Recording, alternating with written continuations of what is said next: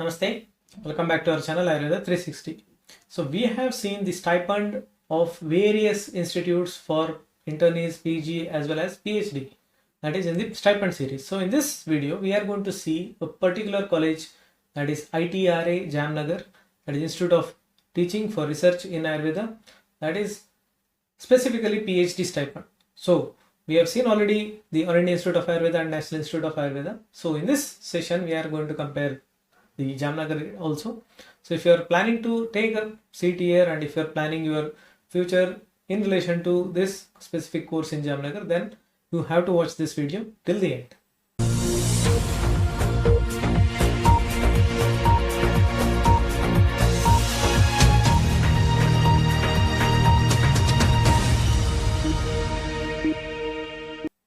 So as all of you know, the national institutes under the AYUSH ministry are very few in number, one of them being the principal one called as ITRA, priorly called as IPGTRA, and recently been called as the ITRA. So it is one of the institute of national importance. So the only institute in India which is having the national importance, that is the ITRA, and very soon maybe the other national institutes are also going to get similar feather. Now in this video we are going to see how exactly the stipend of a PhD scholar is decided there. Now the PhD in JAMNAGAR is different from that of New Delhi as also Jaipur. Why? It is because of the term.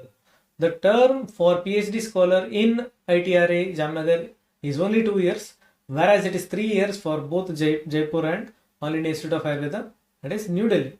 Now since there are only 2 term years, or you can say 2 years of term for the PhD scholar, the stipend will be calculated only for these 2 years. So the basic stipend of a PhD scholar in ITRA JAMNAGAR is decided by the 7th pay commission. So it is calculated on the basis of 7th pay commission.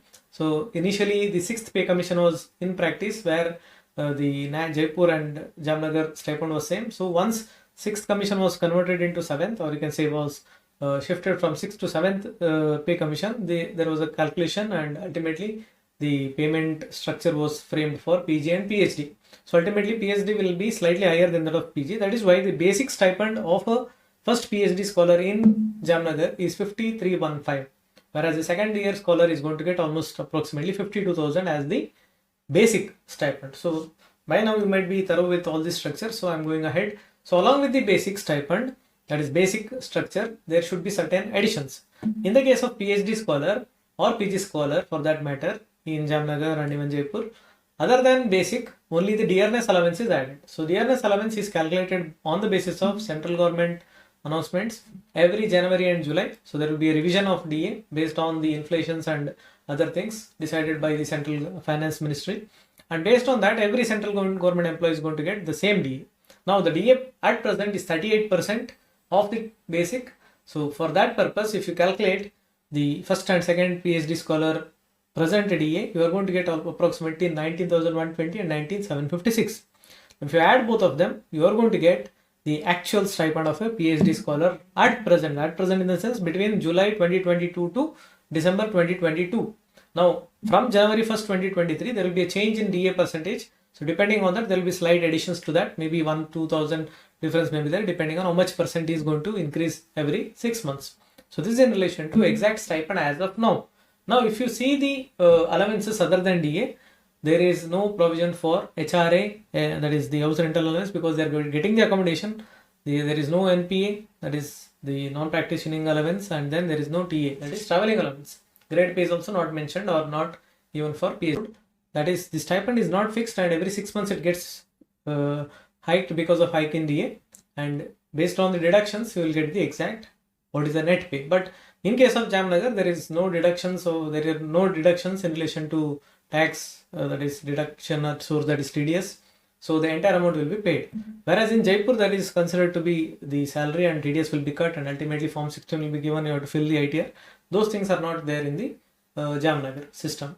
So that is the difference between Jaipur and JAMNAGAR. So in Jaipur you will get the TDS like deducted at the source, that is tax deducted at the source. So you may get slightly less than that of the JAMNAGAR scholar, but ultimately once you fill the ITR, if you have the savings and other things, you may get it back.